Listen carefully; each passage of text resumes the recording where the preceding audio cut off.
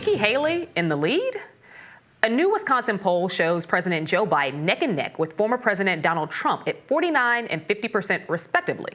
But Haley ahead of both of these candidates by 15 percentage points. In her quest to take down Trump in the Republican nomination for president, Haley told ABC News, quote, "We want to bring in as many people as we can. I'm going to be serving everybody. So whoever cares enough about this election and wants to be involved, we want their support." So the votes of non-Republicans, she means? Yeah, Nikki Haley's capitalizing on her opponent's age as well. She tweeted yesterday, "Joe Biden and Donald Trump have a lot in common.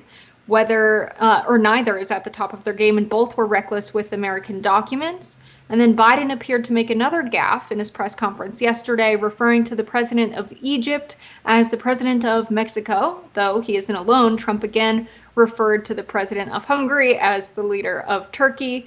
Nikki Haley, yes, they were both reckless with classified documents. Yes, they were both very old. But she was reckless with gambling with American lives to make profit. She was on the board of Boeing. I don't think the voters that are opting for Nikki Haley in a head-to-head with Joe Biden, who identify as more Democrats, as more liberals, are making the right decision. She is a textbook neoconservative. She might be able to speak eloquently and she might seem nice and like she's thinking through these policies, but let's make no mistake, Nikki Haley is from the kind of John McCain wing of the Republican Party. The way she handles international conflict, I'm sure, will not be very different. The way she handles the economy, I'm sure, will not be very different.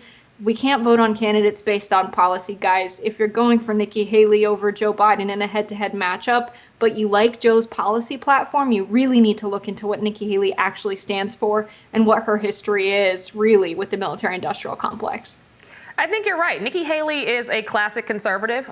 She is not very different from our 90s era conservatives or even early 2000s when you think about the Bush legacy and the Bush doctrine. But I think that Nikki Haley is not running on policy as much as Nikki Haley is running on posture.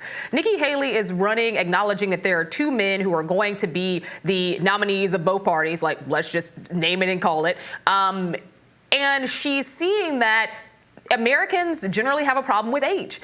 She's also, or the age of those two candidates, she's also seeing that diversity matters.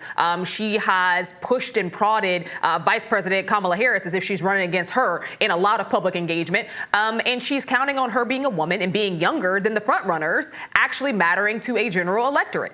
Nikki Haley is running in a general election even though she has not won her party's primary. And I think that's a very interesting approach considering that the math is not mathing for her. I don't know where she has a guidepost of actually winning in the primary.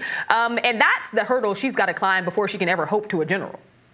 Right. I'm wondering what her strategy is. Is she trying to run in 2028? What's her plan? Because you're absolutely right. You're going to need the Republican nomination if you're going to win. Nikki Haley was very upset that the RNC was moving towards just acting like Trump was the candidate. You know, we're going to start investing in the general election.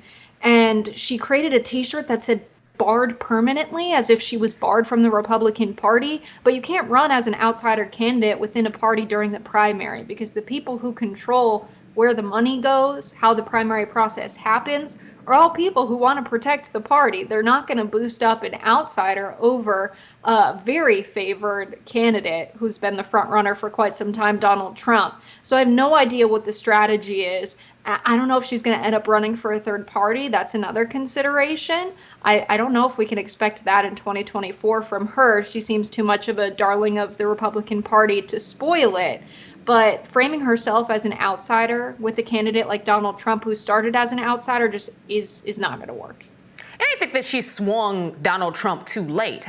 She decidedly said early on that she doesn't kick to her left or her right. But at the end of the day, like, you can't win your party's nomination without fighting against your party's mainstay leader. And she has yet to do that. The other functional problem here, I think, is that Nikki Haley is somebody who doesn't really seem to understand the Republican electorate. The Republican electorate that she's running in a race for is a Republican electorate that is a foregone past. And that is her, I think, essential essential problem in this primary, that she cannot out-racist the racist. No matter how much she tries to reclassify the Civil War, she's somebody who cannot, change her background, even though people are, up to and including former President Trump himself, questioning whether or not she was even born in America. There are so many things that are problematic here that she has to overcome. And interestingly, Republicans who don't want to see Trump actually, Republican donors, the financial industry that doesn't actually want to see a Trump re-election, are still funding her. Like, she's fundraising in the millions, even though she, at this point, seems to show no real signs of a path. Will that happen after Super Tuesday? Will it still continue after she gets mollywopped in her home state of South Carolina? Who knows? But for right now, she seems to be digging in her heels on staying in this race. Yeah, the plan seems to be to just keep raking in that money on the platform she's had, keep it in a treasure chest for another potential run. But you're right. If you're going to fight at Donald Trump, and if you're going to make comments and show your distinction from him as a candidate this late in the race, it's kind of giving, too little too late. You're getting desperate. You're realizing that your other plan's not working, and you're switching up when, Trump's already carrying states for the Republican Party.